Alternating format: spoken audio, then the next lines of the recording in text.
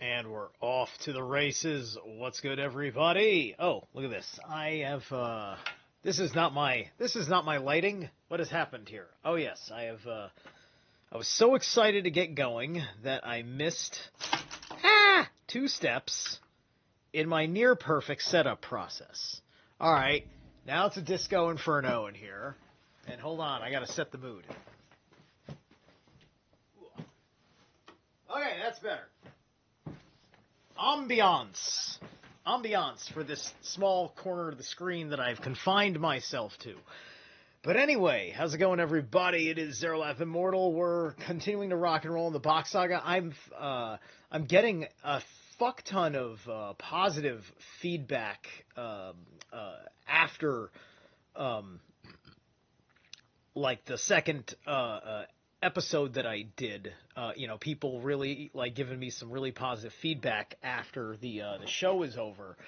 Very hungry for it and everything else. I'm very inspired because Nick Oracle, who is the master librarian for Library of the Untold's Discord page, which Library of the Untold, my buddy Joe Phipps, that's his channel. He does some really cool esoteric work, different style altogether, but he's another metal magic motherfucker. I'll just put it that way.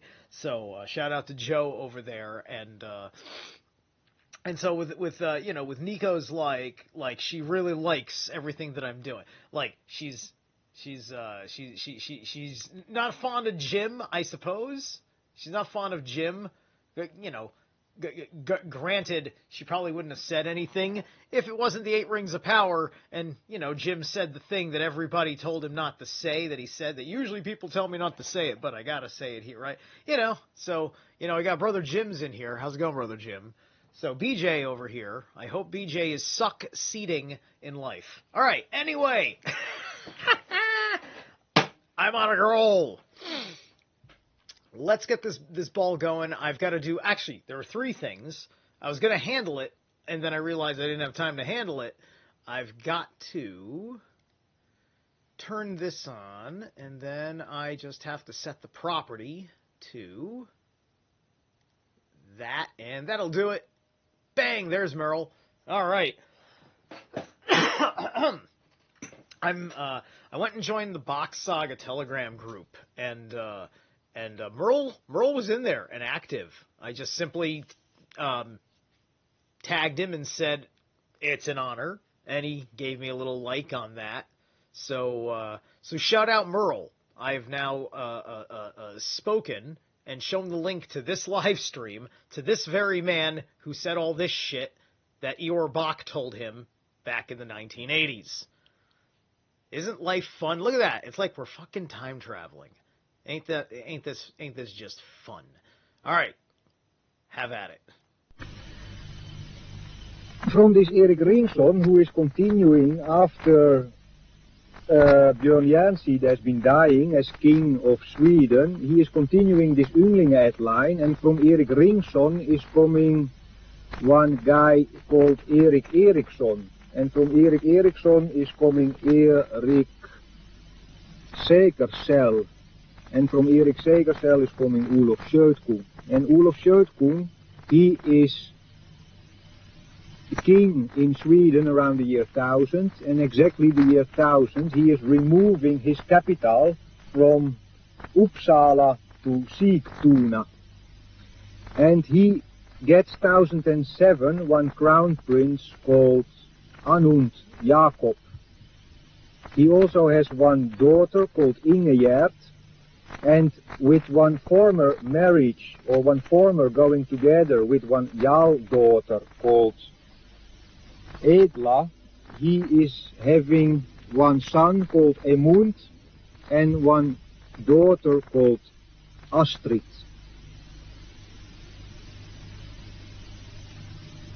Yeah, this Jarl daughter is called Estrid, and from Estrid come Emund and Astrid, and from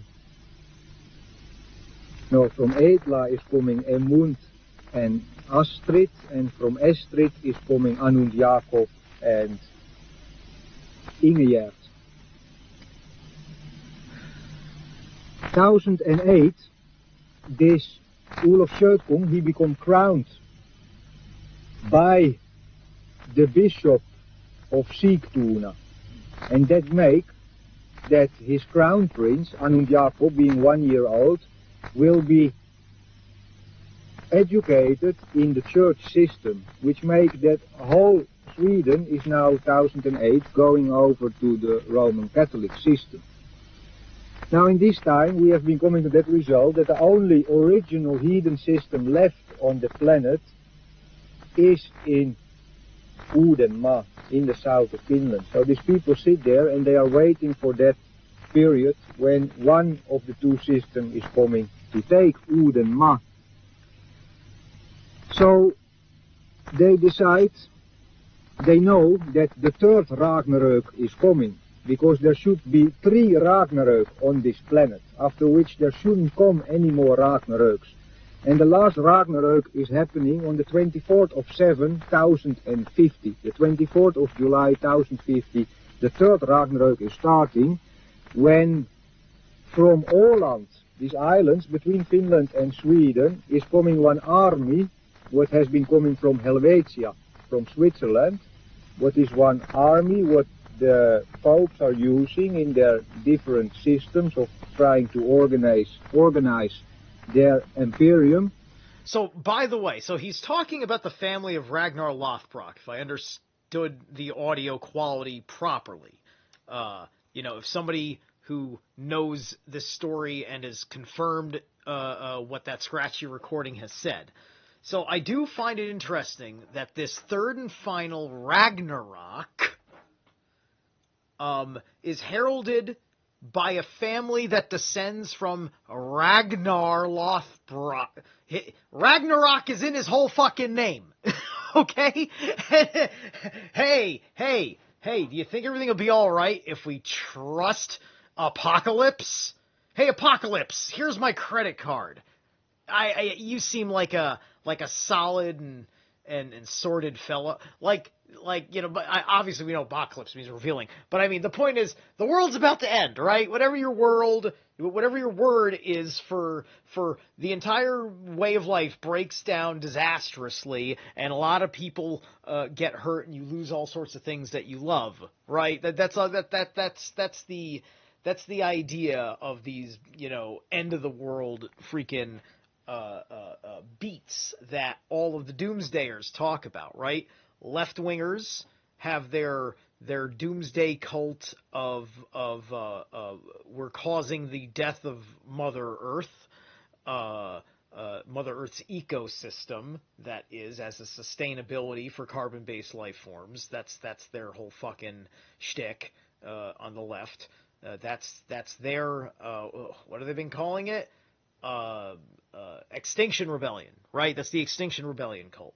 The other side of it is the something is coming because the Ragnarok's a good thing, because all the bad things are going to go away. And that's the other end of the world, right? That's the Christians with the coming of Jesus, Muslims with the coming of Muhammad, the aliens returning that the Pentagon is starting to promise us, so on and so forth. Anyway. This Helvetia army is coming up, and they come with the bishop Siegfried from Sigtuna and the Swedish king Anund Jakob. He has become king around 1034. And they are coming over because they didn't want to use the Swedish people to go over to take Uudenmaa, because it would live on in the sagas of the Swedish people. So they decide to take one army from the center of Europe. Now they come over 24 of 7, 1050, and they make one ring around Uudenmaa, and they kill all Arthur, and they cut all oak tree, and they remove all artifacts related to this heathen culture in the autumn onto the ice, when the ice starts to come on the Finnish Gulf between Hel and Uudenmaa, Hel and Estonia, which make that all these artifacts who are right there in the center, when the ice melts in the spring, whole hell fall to the bottom. Okay, that's kind of your meaning of all hell broke loose, right? So if I'm understanding what he just said correctly, is that Udenma is just a little bit north of Hell. And then he said Estonia.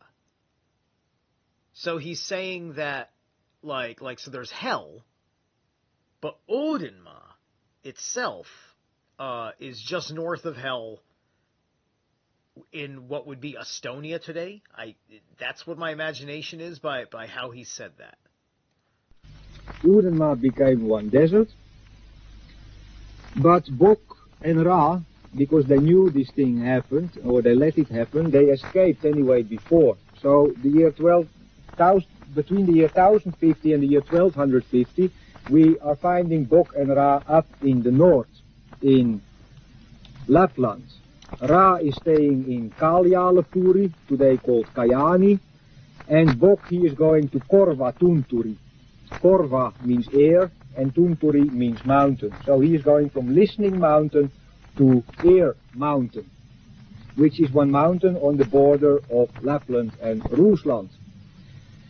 Now over there he becomes very famous because he is not going anymore around with 8 reindeers, this Neklas. Now he is going around with 8 goats. Now he is going... All right, so I'm double checking. Estonia is south of Finland, and I don't think that we were tilted in such a way where Estonia would have been on the opposite side in the north.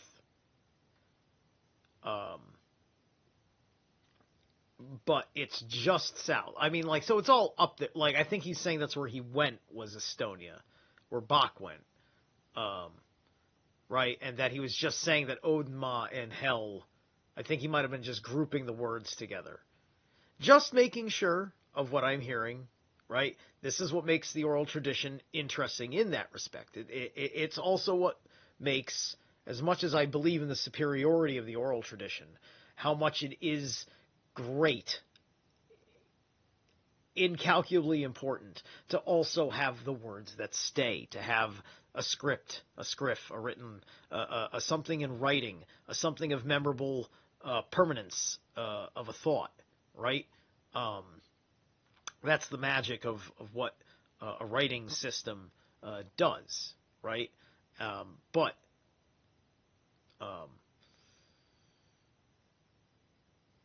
asking these questions in real time makes us make sure that we're all keeping each other in check, because that seems to be par for the course in how Eeyore wished this story to be preserved. Going around with 8 reindeers, sorry. He became very famous up there, and in the year 1248 he gets the permission from Birger Jarl, one advisor to the Swedish king, to come down to Udenma. 1050 Udenma was destroyed and all oak trees become cut and burned in the next year in 1051. Also King Anund, he is losing his life in this process. He already died on the 25th of July 1050. So nobody in Sweden never found really out what has been happening there. He is in the history book anyway called King Anund Jakob Hellbrennare, the burner of hell. Dude, okay, so the elites love to genocide tremendous trees and then gaslight you about it, right? Cover it up like it never happened. The redwood forest is impressive, but it used to be bigger, right? And all the crazy images popping up about from giants in photography, which maybe the things I've now heard about Photoshop, because I looked at a lot of those really well, and it's hard for me to understand, to comprehend, not Photoshop, but the system of touching up photographs at the turn of the century when photography became a thing, right? And so the principle that Photoshop is based on, which tabloid journalism photography is based on, is is a little bit harder to run, because you can't just run a spectral analyzer on it and say, like, here's where data's been moved. No, that's the real data. That's the way that photo was. But that's not the way the photo was taken. It's the way the photo was then crafted. Like, I think from the fucking celluloid, if you will. From the way, because it was like a big frame that, you know, your negative was like this huge plate, and so you could work on the plate, and you would scratch things around, and this was like early airbrushing, right? But because I had made a hypothesis, is that there were, you know, because we know the stories from the Native Americans, at the very least, about the giants of the Americas. And so makes it hard for me to actually not believe that at least one of those photos could be real, because of the stories of the Native Americans that go back to antiquity of the cannibalistic white giants. And I want to know where the cannibalistic white giants fit in the Bock Saga. That's what I want to effing know, right? Because here's my point. The elites, they care about the environment, but they hate big trees. They're threatened by them.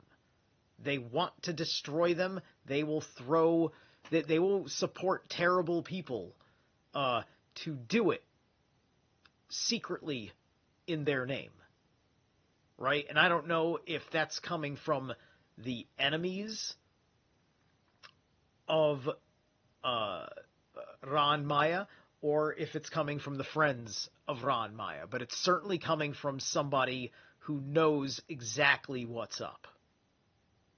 Because otherwise, none of that makes fucking sense. Other than cutting down those trees takes away a man's power in this world. Remember that. Don't let them touch the fucking trees. It's one title he has in the history book. 1061, this Emund, who was now this king from this other woman of Ulf Södkung, he has been continuing this king line. But he feels so bad that he is going 1061 with his crown prince to Ättestupa. He go to the suicide precipice, and 1061 Ynglinge die out. There is no more king sperm in this line, what they have been creating from 9003 years ago from Sven.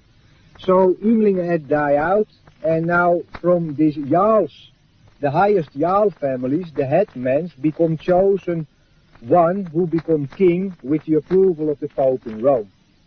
So 1061, they split up Poland in Denmark into three king family line, Brandenburg, Gottorp and Oldenburg, from whom all article king are coming on this planet. Alright, so all Arctical kings descend from those lines. So my assumption is, because he didn't say anything else about that, that would lead me to believe that that means all the people out there now, like, you know, the king of the Netherlands, you know, the king, I suppose, maybe the king of England, but the king of England is... I don't know about the King of England, if he is bloodline of that sort, let alone deserving of bloodline of the throne of Albion. But, but I think Sweden's still got a king. Yeah, all these places that still got king. Isn't it interesting, all these places that got kings, and the king means absolutely nothing? You know, to most anybody, like, you know, the king, you know, like, it's, I'm wondering why kingship, I believe there's answers in the Bock Saga to exactly why kingships are in the various positions that they are, right? And because this is kind of partly explaining it, right? Because kind of, I think there's a lot to be said about cracking that particular code.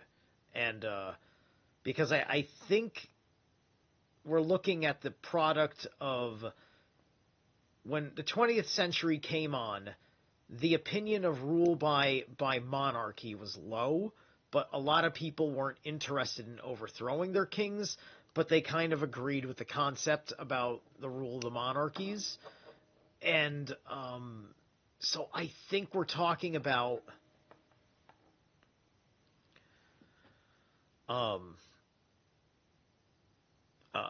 like a massive super concession that is decided on by the people who have been manipulated into it as per their plan. That's the best way I can phrase that. They start 3 crusades in the north. One is starting in 1157, the first crusade, where they go into the west part of Finland, where they tell people that if you don't go to church every Sunday, we kill you. So they was intelligent people, and they went every Sunday to church. In the year, the next one was in the year 1248, when they go over to the middle part of Finland and do the same thing, and in that way also make this agreement between Ra and Birger Jarl that this Bock can move down to Uudenmaa if he don't talk about this story. And they shake hand on that, they give word on that they will not talk about this story up to the year 1984. Also, the third one was in the year 1293, where Thorbild Knutsson is going over on his last crusade, and then they had been kind of organizing the whole of Finland in this Catholic system. Uudenmaa was a desert, all trees burned, there was nobody living in a long time, but after 1250 Aser started again to move back. Those who had been escaping from the forest start to move back to Raasepuri, which became destroyed, but of which the ruins are still standing there today. That castle to which the foundation stone has been laid 9,003 years back. 1066 they use all these people who have been swimming out to the island, because the Swiss people, they couldn't swim. The Swiss soldiers, they couldn't swim. These people, this Aser escaped to the islands, but 1066 they collect all these people and use them as rowers in the Battle of Hastings in England, where these Viking people tried to make their last stand against the church coming up to the north of Europe, but they didn't succeed. 1250 Bock and Ra moved down, and they decide to split up the family in two. So if something goes wrong within this agreement they have been making, part of this saga will be left within one of these lines. So 1250, Ra for the first time is taking one woman. He is marrying in this new system that is there. So they create two families, one Bockström and one Raström. One stream of Bock and one stream of Ra. Where now Raström is moving to Wiener and Bockström is staying on the mainland. So everybody is thinking that Bock, he's always been staying on Wiener, so they think this Raström is this original line. The reason why later on Swedish king families have been taking girls from there in order now to get this royal blood in their system. But it has nothing to do with blood. The father to Gustav Vasa, Erik Johansson Vasa, he is marrying with one Cecilia Moondotter of Eka, of Oak, as she is called in the history book, and from them come one son called Gustav Vasa, who become king 1523 on the 6th of June. On Gustav Day he make himself king of Sweden, and he is getting with his second woman one crown prince called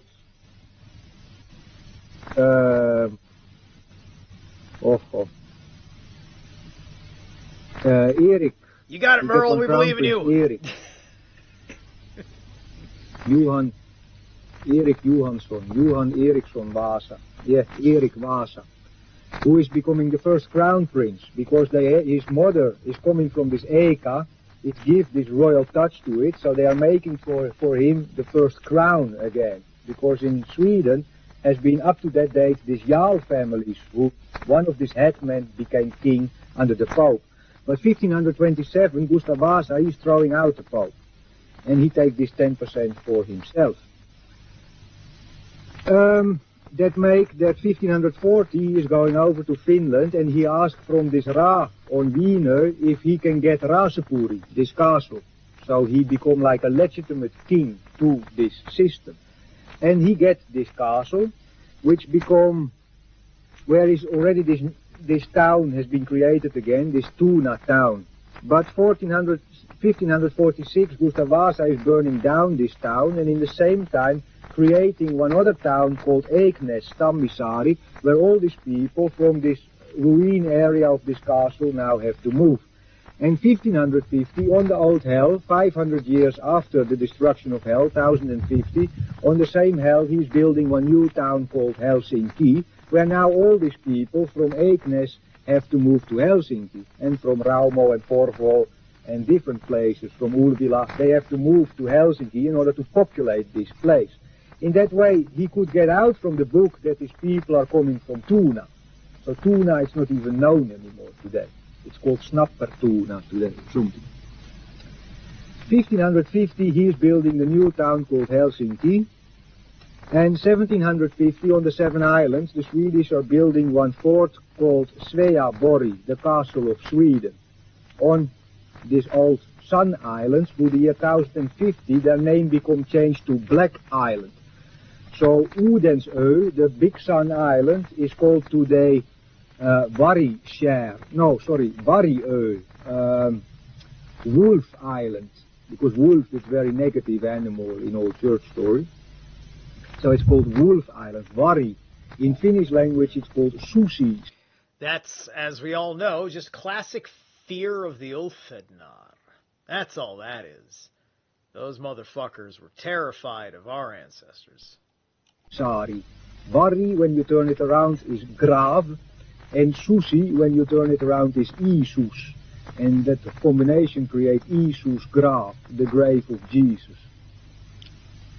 According to my knowledge, it should be in Kashmir. So I don't know why they make this Isus Graaf, this Susi Vari island over there. And all these other islands around, they today have the name Musta Saari, Svartöarna, Black Islands. So they are all called Black Islands today. 1750, they start the construction of this beautiful castle the Swedish are building on this Seven Islands, and which is ready in the year 1756-57. They built this castle on top of Valhalla, because Valhalla didn't become destroyed the year 1050. It was the only part of Udenmar which was left intact. All was destroyed, but they anyway respected this Valhalla area, this hole where all the soul of the people go, according to this story. So Augustine Ehrensvärd, he built one beautiful castle on top of Valhalla.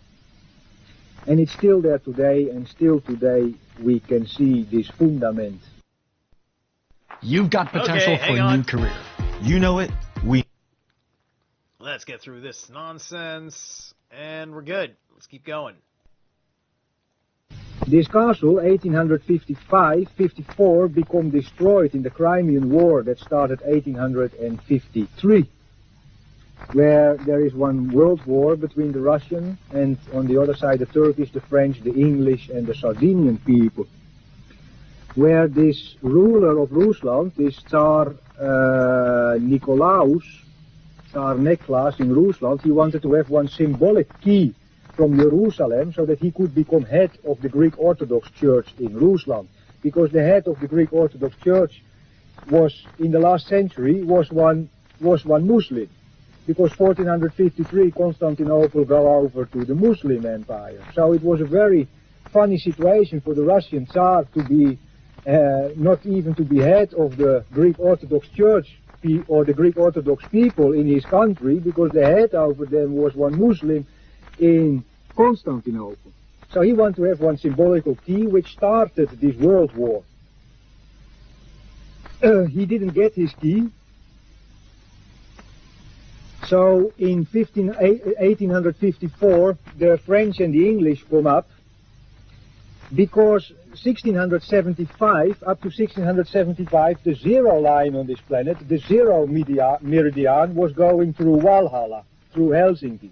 But 1675, the Dutch sold it to the English, who put it exactly 1 hour from Valhalla time and call it Greenwich time, or Greenwich time, what we are living today. So when this Nicolaus starts to build one Greek Orthodox church north from Valhalla on the exact line of the zero line, the English flip out, because now they think, now he wants to make there something, because 1809 Finland become part of Finland.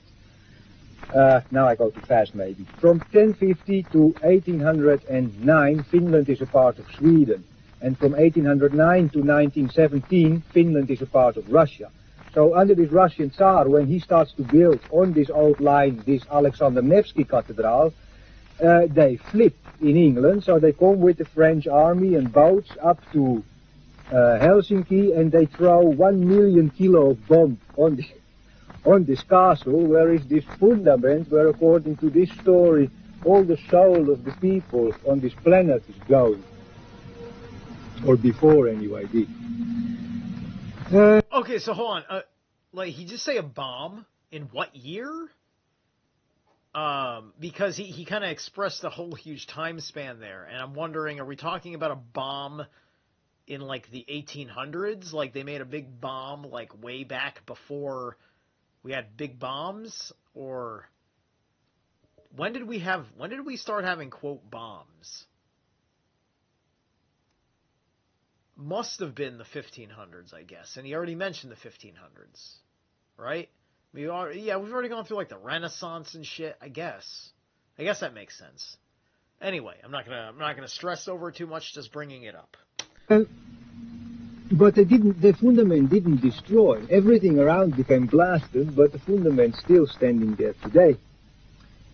1917, Finland become independent. On the 6th of 12th, on some Necklace Day, Finland become independent. They get... Yeah, sounds like I was right if he's up to, like, early 1800s. That makes sense. We definitely had bombs, we had cannons, for fuck's sake, right? This from Lenin. They become made independent. And then this Finnish history is continuing by itself up to today. But anyway, on the 3rd of March 1816, in this Bock family become born one twin, two sons, where the first one who came out get the name Carl Gustav Bockström, and he went together with the first girl born in Raström family, who got the name Wilhelmina, Gustava Wilhelmina, born 1822. They married 1841, but she died straight after they married. So he married a second time, but with this woman he didn't get one daughter in one Asanas year. Also she died, so he married a third time, and in 1857, one Asanas year, he gets with this third girl, Eva Josefa Sjölund, Eva Josefa Sjölund, his third swan. With her he gets one daughter, Kristina Wisturia Bockström. 1860 become born Knut Wiestur, who married 1887 when he was 27 years old with Hilma Matilda Kulin, and with her he gets first one daughter, Rakel, 1888, one son, Raphael, 1896. So I'm just going to stop right here. I just want to say, because he didn't exactly say who the other women were. I'm assuming that these were all from Ra's bloodline, right? Because the whole deal is that he was connecting with a girl from the Rostrum, right? So he's from the Bockstrom, the Rostrum. They're keeping this together, and I would assume that this Ra and this Bock, I would guess, are good guys, because here they are, and here are the people that are with them, and so on and so forth. This is the ordeal they've gone through, so on, right? Because this is definitely not a story of the elite masterminds that have been planning things since the deluge, right? This is the elite masterminds that got fucked over in the deluge, right? Because I'm sure a lot of these were awesome, regular superhumans like everyone else. Who should become the Shiva when he's 27 years old, or when his son would become 27 years old, and he get 1899 one daughter called Rhea. But on the 1st of February 1918, Raphael become killed by the Reds in this confusion of civil war raging in Finland. So now there was only this Knut Wiestur with his sister Christina Wisturia, a very important woman in the story, and their two daughters, Raquel from 1888 and Rhea from 1899. So now they started 1919 on one boat to transfer all this saga, what they had already been doing from when each of these girls became 7 years old, but starting all over when their brother Raphael died. They started from 1919 to 1939, 20 years more to transfer this saga to these two girls. And on the 22nd of April 1941, Knut Wiestur, being 81 years old, was making pregnant on the birthday of his 42-year-old youngest daughter, Rhea. He made her pregnant, and on the 17th of January 1942 came out this Iuden Ra, this last of this Bock family. 4 months after, Knut Wiestur died. And already 1.5 months before he come born, Christina Wisturia died. And that is the reason why from 7 to 27, from 1949 to 1969, this story, what I have just been telling you, the main line of, become transferred by Raquel and Rhea Bockström, two women from whom this story is coming. Thank you very much. All right. There we go. So that was part 3 and 4. And let me see. Has it really been 40 minutes? Like, has it been less than an hour? Is that how fast? Because the first one was like 15 minutes, and it didn't take me that. Yeah, it's not even been 45 effing minutes. So you know what? There's so much Bock Saga to go. So I'm gonna amend this, and I'm gonna keep going. I'm gonna keep going. So we're gonna do 5, and see where we're at after however long it takes to run through part 5. All right, let's rock and roll. Okay. We're rolling. We're rolling. That's nice. On the 17th of February 1976. Look, I'm even dressed for the occasion. Raquel Bockström, she died. And on the 6th of April 1984, Rhea Bockström died. What made that there was only one Bock left on this planet.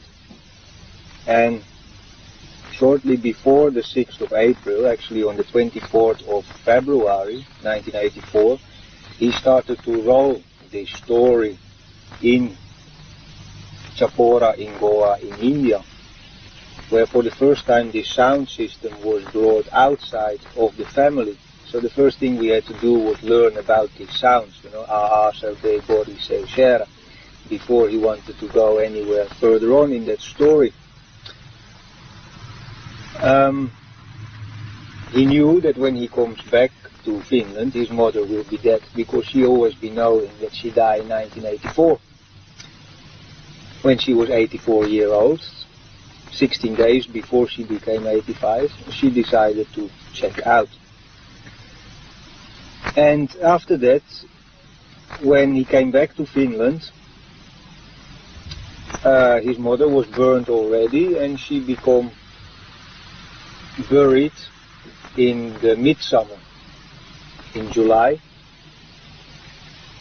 after which he made 2 tapes, one in root language, what they today call the Swedish language, but we talk about root language in Finland, There is some confusion about this thing, because today the people say that the people who speak Swedish in the south of Finland are coming from Sweden.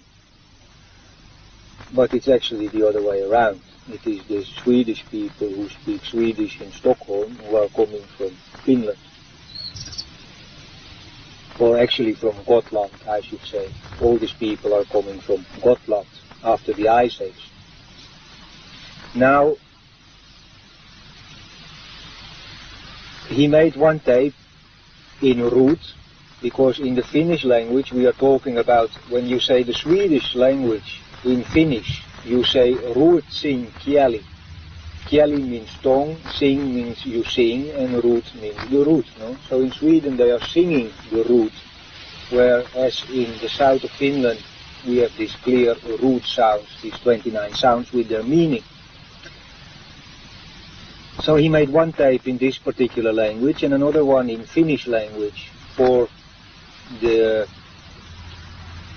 culture institutions who are dealing specifically with stories that are kept within families, in order to, when we later on are able to put all the stories together, we get a much more comprehensive picture of what is our history related on remembrances of people asking their grandfather how it was in your time. Yeah. So when you today ask your grandfather about his grandfather, you can make already a quantum leap in the history. But it's one thing what has been dying out through all this new media that we have. But before, the grandfather was a very important figure in the family, because the whole family was coming from the grandfather. He made these two tapes, which went out officially, where a part of the story is mentioned, because in the first year he didn't have the possibility to talk about 8 powers. He could only talk about 5 powers. So in the first year we talked about Uden, Ra, Tu, Frey and Freya, and not about Hel, Bock, I, what made this thing to be complete for specific reasons. So that's very interesting. See, we're living in a time where they could only disclose 5 out of the 8 powers, right?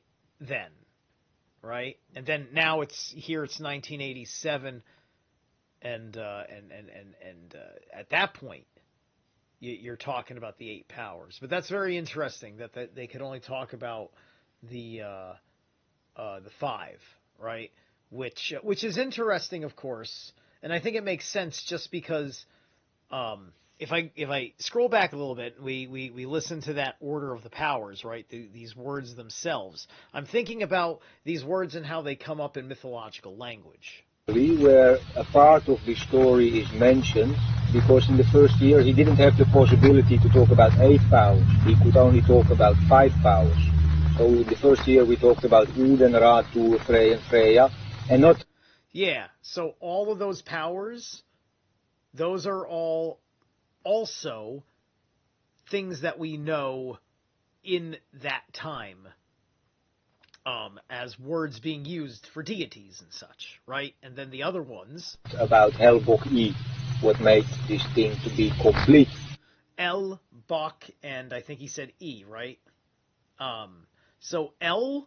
that would drive people crazy because of the book of Genesis and the whole Old Testament having El, and then Bock, because then people have to start talking about goats, and nobody can handle that because of the Old and the New Testament. And then E, which you're gonna have to start talking about sperm. All right. Anyway. For specific reasons.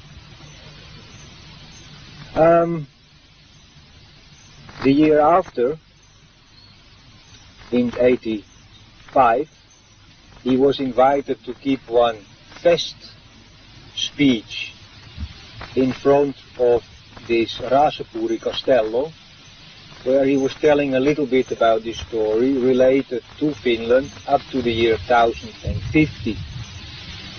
Also, there have been coming out many newspaper articles on related stories to this saga, but mainly pertaining to Finland, because this story is going so far outside. It goes to all corners of the planet, and it deals with one time span what we have no idea about. We don't know. 1986 in the spring, as I mentioned already, we made the first video on this story where I have also basically presented this main line of the story. And in the autumn or in the summer of last year, when he came back to Finland, they asked him to do one program, if he wants to create one program by himself called I Am I. They take different personalities in the country and they ask them to present whatever they want to present. Now here he is mainly talking about the 18th century. His interest is the 18th century, so he likes to talk about the 18th century, and he has been making 20 different programs on the 18th century from 1969, when he finished his 20-year education, sitting every day for 2 hours, 20 years, to go through all this story. So from 69 he started to work on the Seven Islands, on his ancestors' place, talking about 18th century only. And this year he has been making his 20th program on 18th century. So he made this program where he's also throwing out all these things, all this breeding system, but mainly again relating to Finland, how the Ice Age formed, how we get Arctical people, how we have tropical people, how we have Arctical vegetation, tropical vegetation, and so on. And in this story, he also mentioned on this tape that near Tuna, outside from Raasepuri, in the year 1050, they buried 2 of these golden bocks I have been talking about. This golden bock that was on top of Valhalla up to the year 1050, and the second one was up Sjuusuulaberget, Seven Sun Hill. And these 2 bocks they buried under 2 oak trees. The oak trees, they were erased, all oak trees in Uudenmaan in the year 1050. But they put anyway these things there, and later on they put trees and they replant these trees. Yeah, you take one oak tree away or one ash tree, that when it starts to die or it gets less, you cut away the stem of the tree and you take one twig, a live good twig from this tree, and you make one hole in the trunk of this tree, you fill it up nicely with stones and mud, and you put this twig inside and it will shoot again from the same tree, a same tree. Everybody who does horticulture like knows that, right? So it's it's being understood that there's also this is done in a practice because of the importance of the hereditary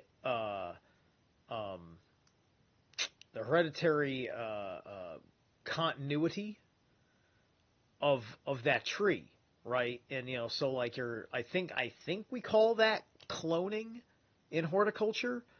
It's not the same as quote cloning, right?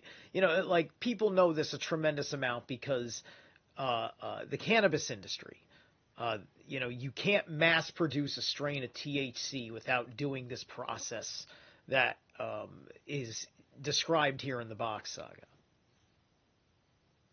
Way we could perpetuate our trees on this planet,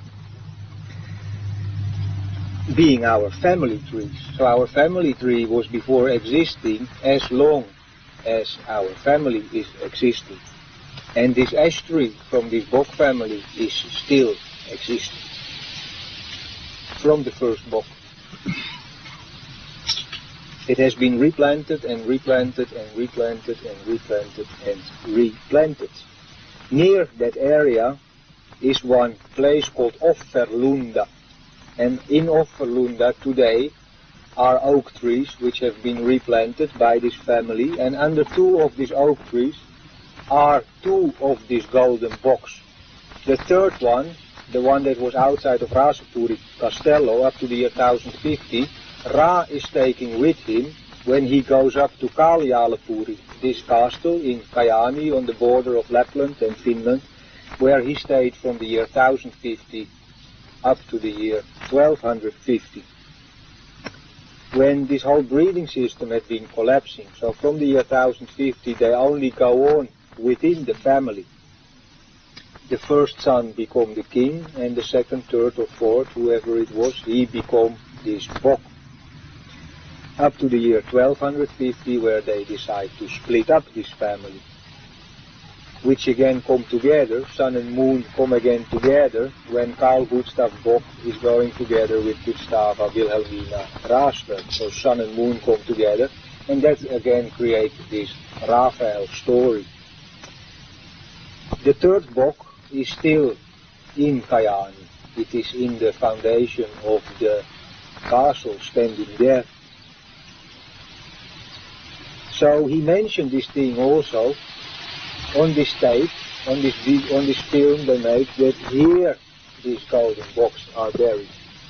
But they haven't been taking them up, and they didn't send that particular part of the program either. They took the whole program, but this last bit, that was too much. So they decided they don't want to send this thing out to the Finnish people.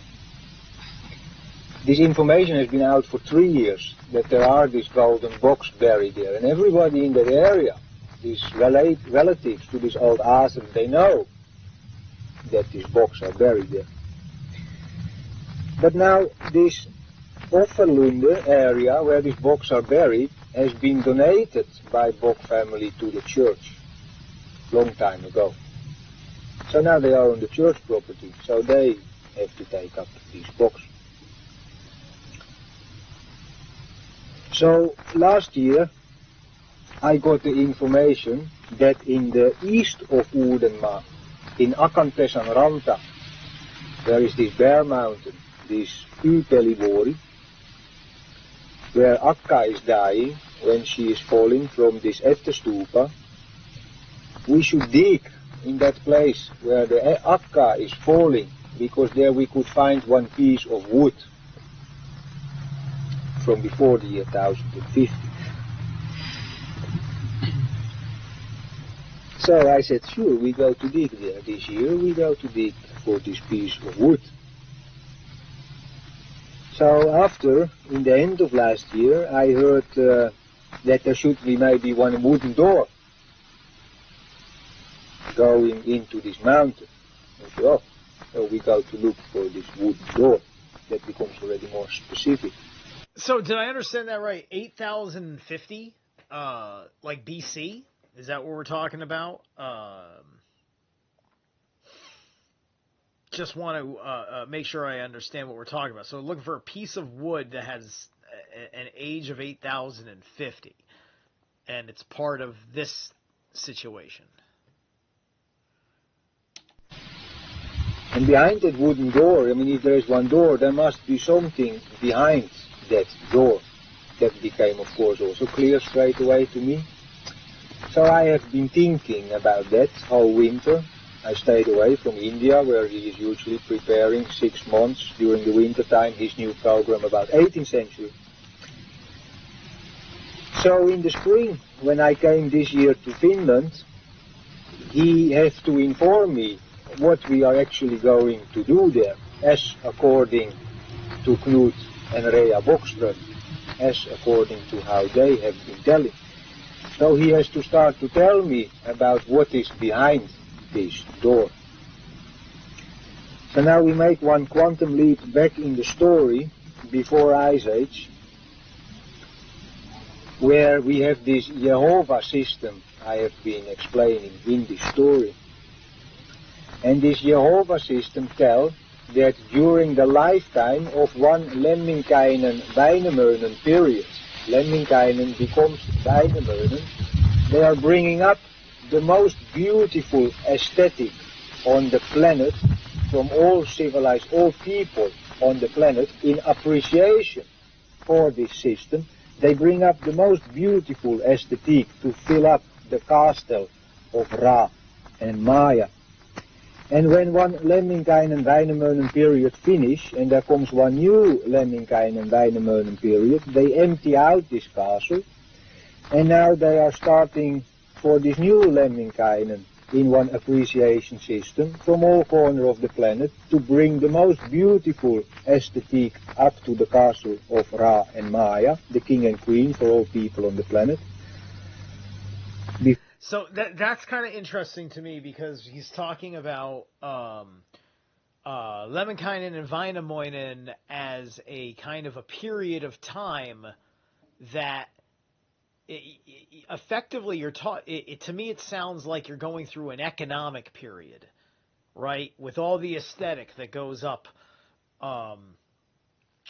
to the castle, and then all of it is released at the end of a period, at a transitional point, back to the people, is what I think I understand, and then another comes through, or something to that effect, which is interesting.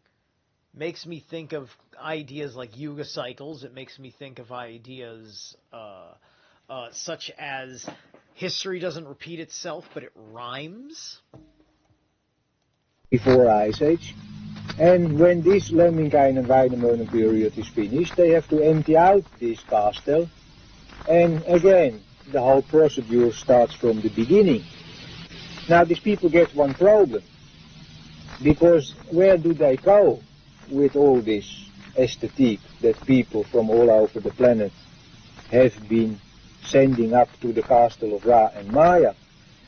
So they decide, or they start, already after we have the first couple of generations on this planet, to add this Akkampesan Ättestupa next to this Boxberg, their mountain.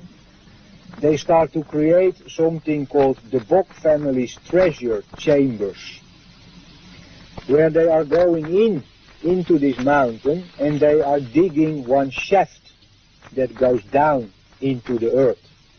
And around this shaft is going one road in one spiral down into the earth. And I can't imagine what it would be like to have to suddenly leave. Like, dude, let me tell you something. This commercial's been running for forever here in America, and it is the weirdest kind of psyop-y commercial. Like,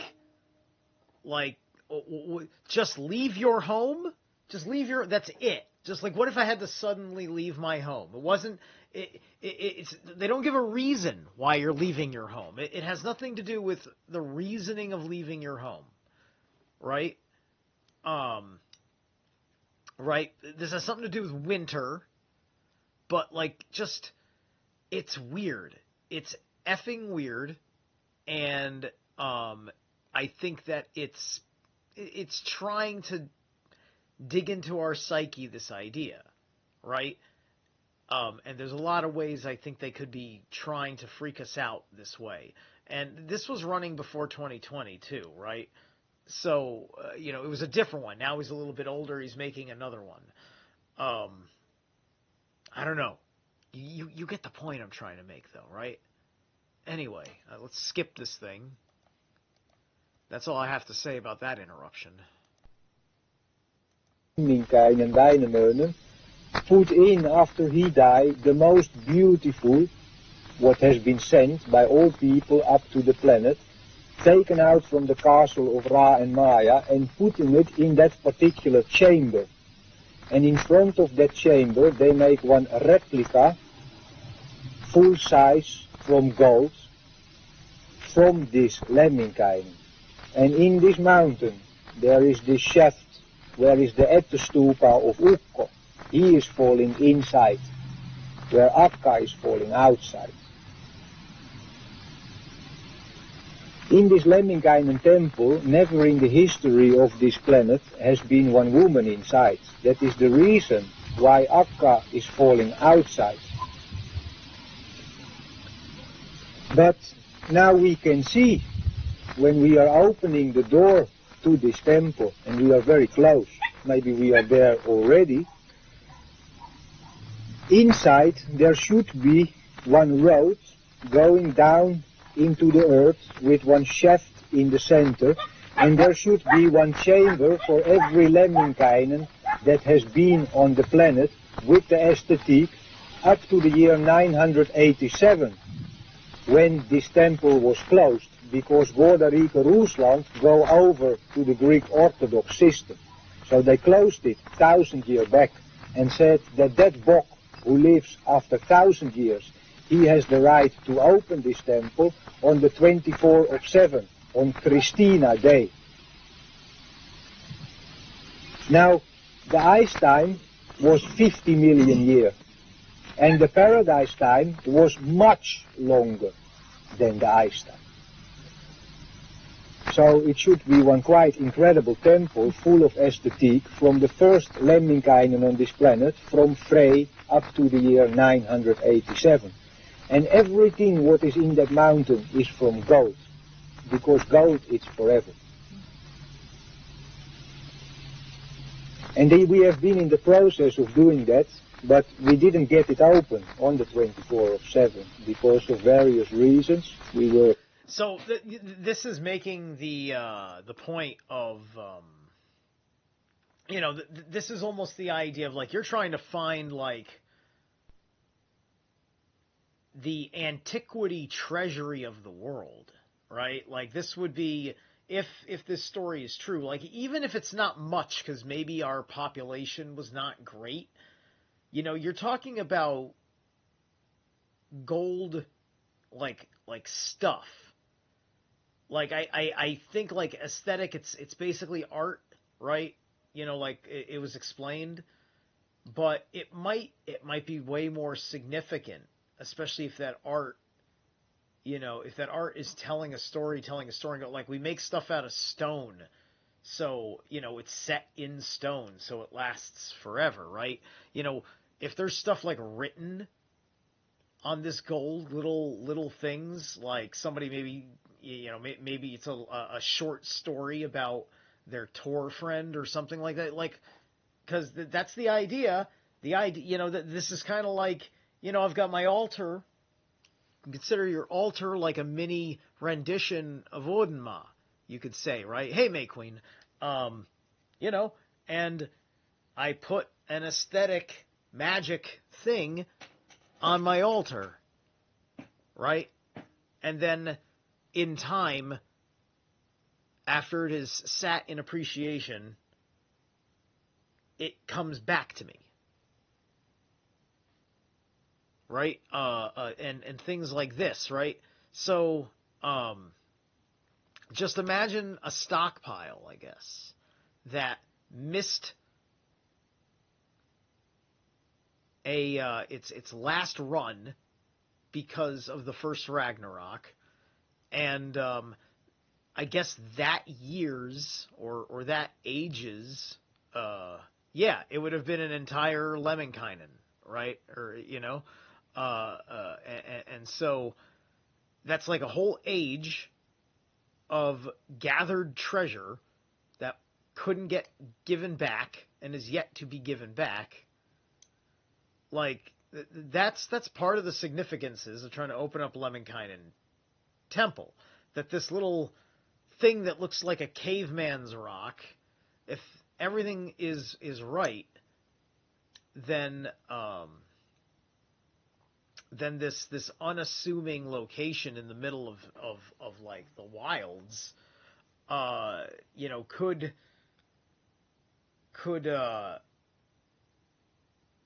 answer too many questions and shift the global economy and all that fun stuff.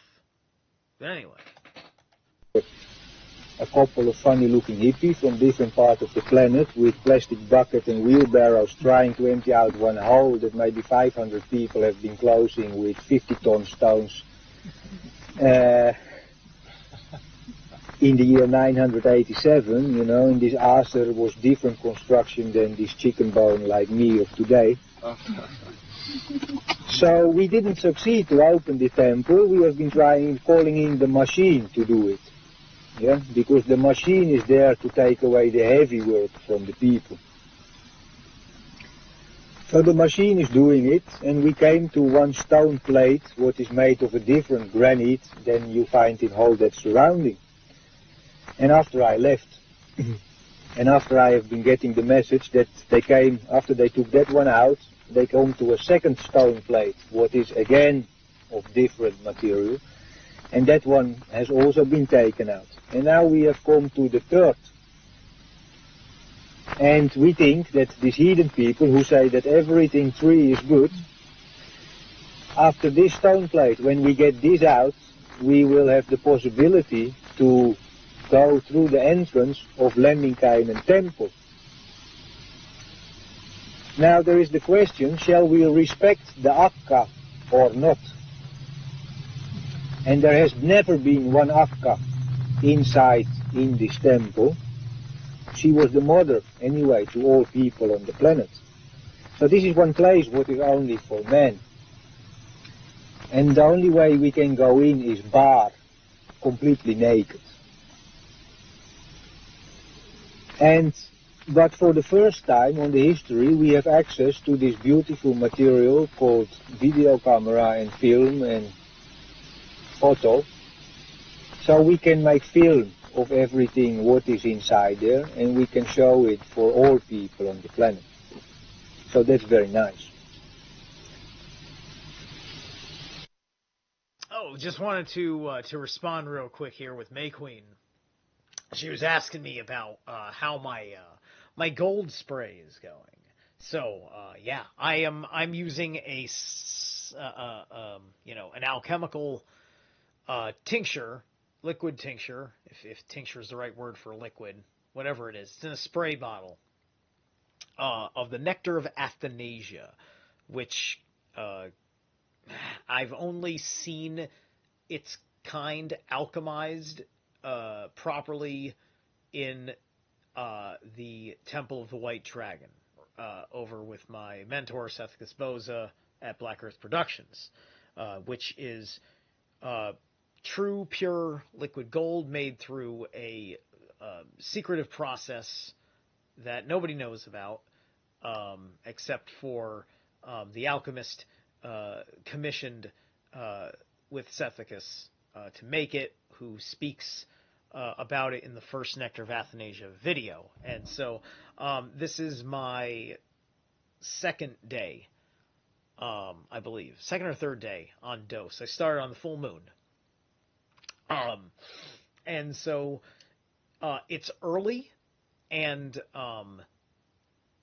my reaction to the gold is not as noticeable as other people's reaction to the gold, but that seems to correspond with the fact that I've already kind of got a handful of things that are just natural that I think it does. And so this is just this is probably having more of the, quote, invisible effects. I would imagine that it's having a strong, subtle effect on my cognitive faculties, which is one of the most important things I need out of the promise of the Nectar of Athanasia right now, right? But anyway, enough of selling products that people will never buy. I'll get back to this.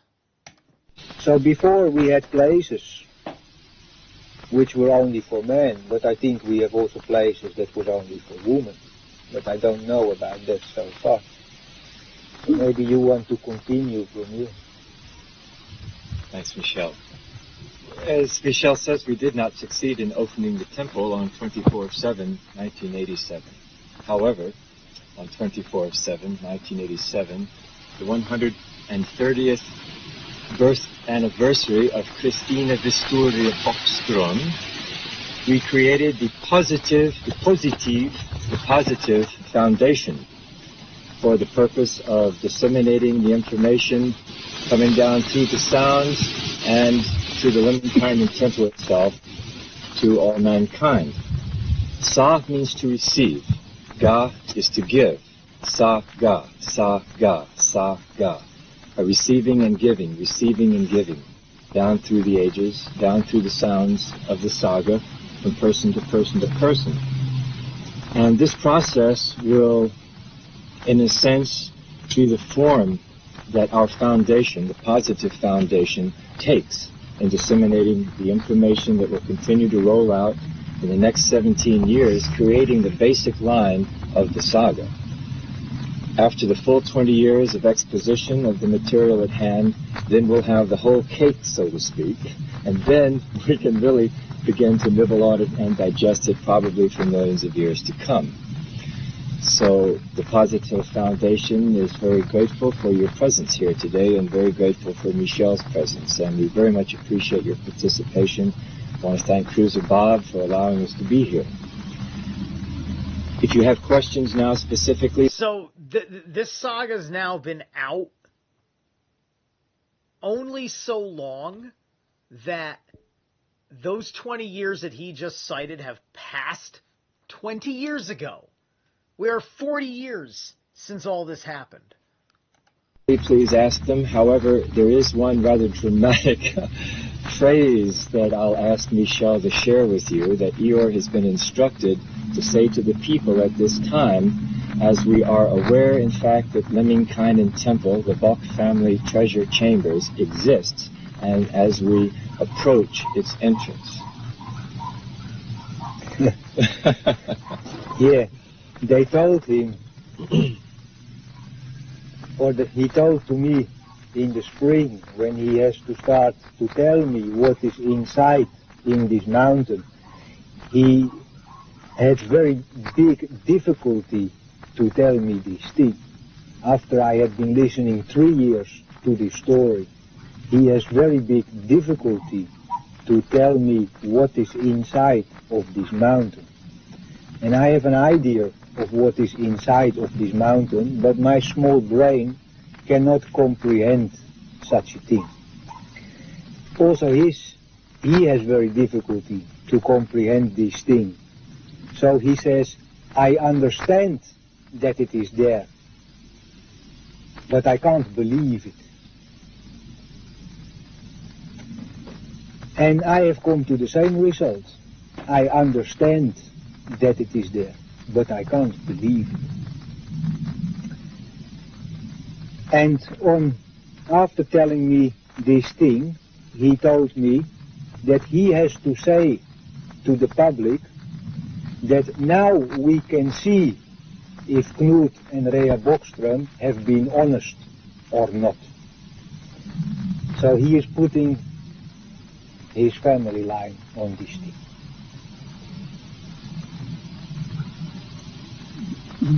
Thank you. So let's see now. I just want to underscore there, right? You know, it's like depending on how far you want to go in insulting a person without evidence that they're making something up. Eeyore is just like, you know, I understand this to be true. You know, Merle is, because Merle's talking about the understanding, right? You know, as we've been listening to this crazy story and coming to understand it. He's coming to understand it, and they just said that in 1987, they still didn't have all of it unpacked yet. Right? So, crazy amount of details. Crazy amount of details. And other than this, like, I haven't even shown you anything that was what Eeyore said himself yet. I will be. Somebody just shot me an awesome, probably going to go over it in a couple parts, like 2 hour some odd tape of Eeyore. And I was listening to good clips of it thanks to the Telegram group for Bock Saga. And I was just like, yes, I was looking for something clean enough to do this. I now have it. All right. So anyway,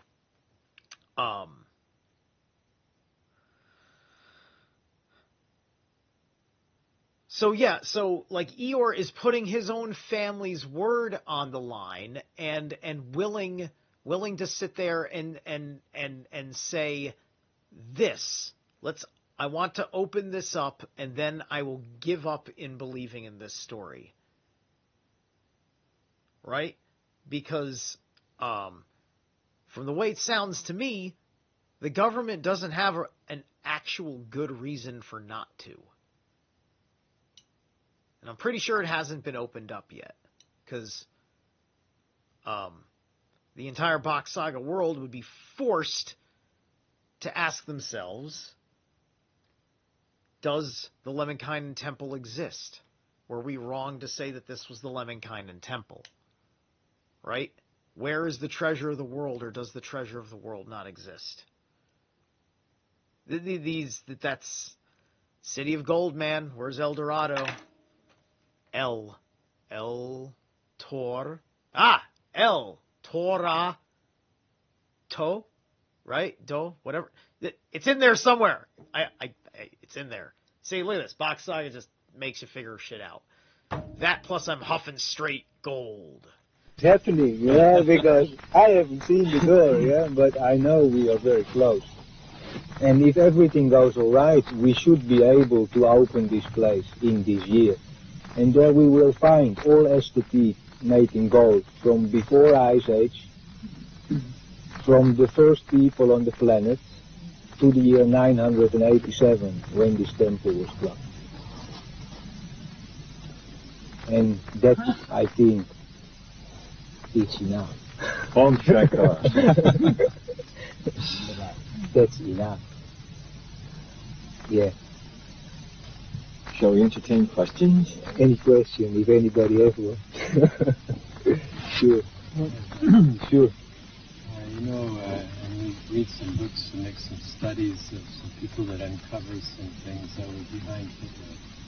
And there were some powerful people, very much connected to some powerful Norse mythology and these kind of things. And I wonder if you have some understandings about that. Yeah.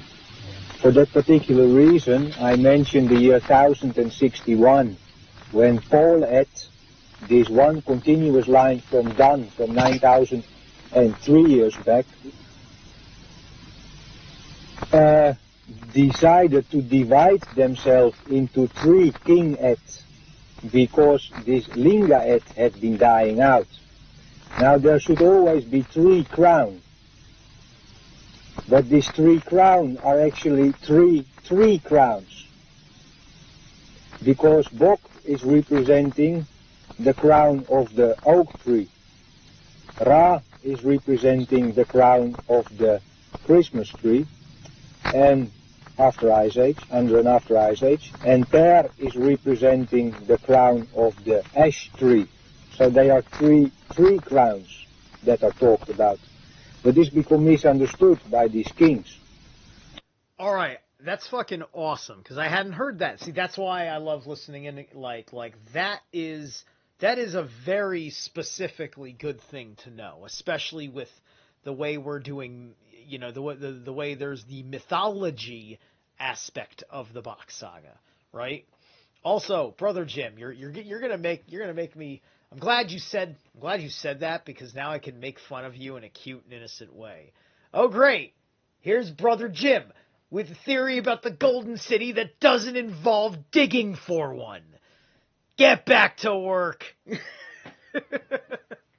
That's from Futurama, where they're looking for God with a telescope. Brother, you gave me the perfect opportunity to paraphrase that joke. Anyway. So, in the year 1061, they divide Poland in Brandenburg, Gottorp, and Oldenburg.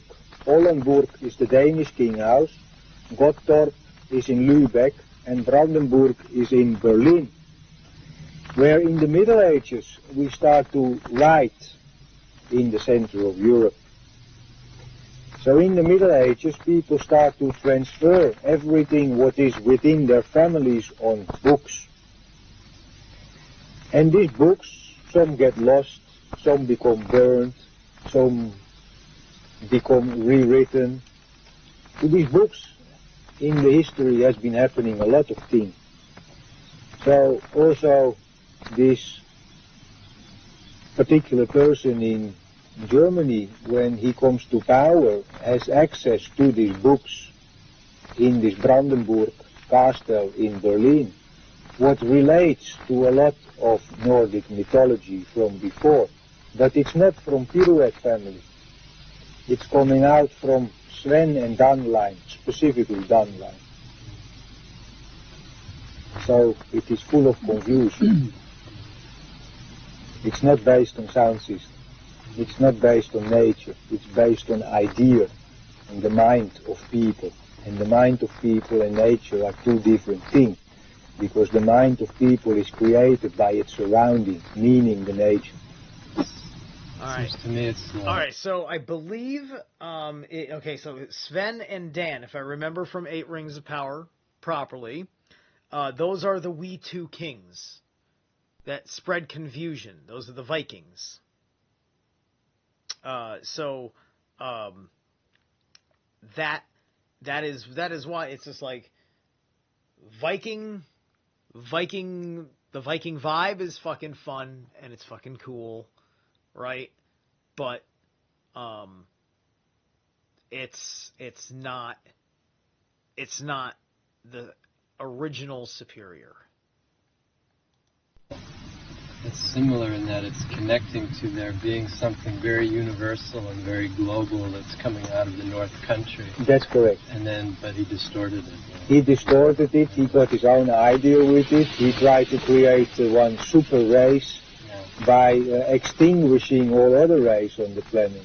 Now, I don't know if that has been the meaning of Bock family. According to this story, they tried in one original system by sticking to certain procedure to bring back all people on the planet in one sperm system to one level where we should come 1984, 10,000 years after the Ice Age, after the second Ragnarok, to that point where any woman could choose any man to get one child from. That sounds very nice, I think. Yeah. And what would be the impact of this rolling out to the normal? Right. So, like this is explaining, like, this is where the eugenics agenda comes from, right? It's coming from this unfortunate place where, because we know that when you die, everybody's soul just goes back up into the ethers to go around the axis mundi until they redescend into the world again.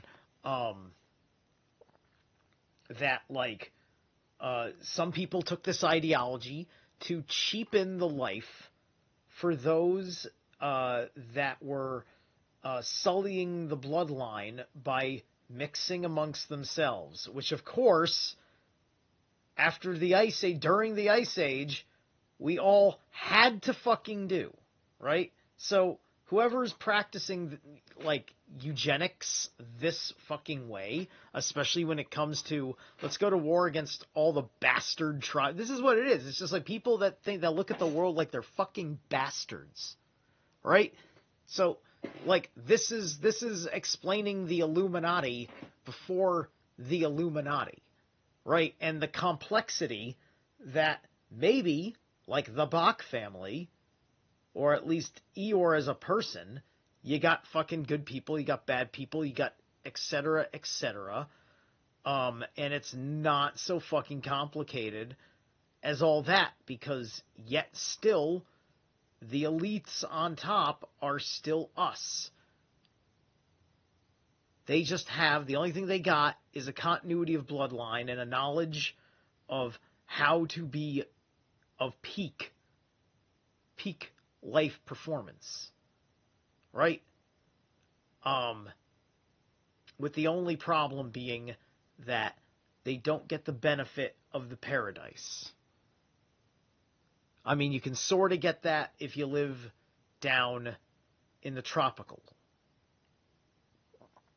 But they can't all just go and have a life existence to their agenda of ruling the world and just staying in the tropical, even with modern technology. There's things they have to do up in person because of how for fucking real this is. So they can't just, like, live in a tropical area, so they only have to fly out for like an hour to go work and then come back to their tropical area before the environment starts making them live shorter, right? You know? Because I'm assuming that mankind maybe lived to be about 1,000 years old, I would assume, like it kind of says in the Bible, is what I'm imagining, in the paradise time, under the absolute pure genetic stock from the line of Ra and Maya, from the line of Bock, the breeder. The historians we've been taught.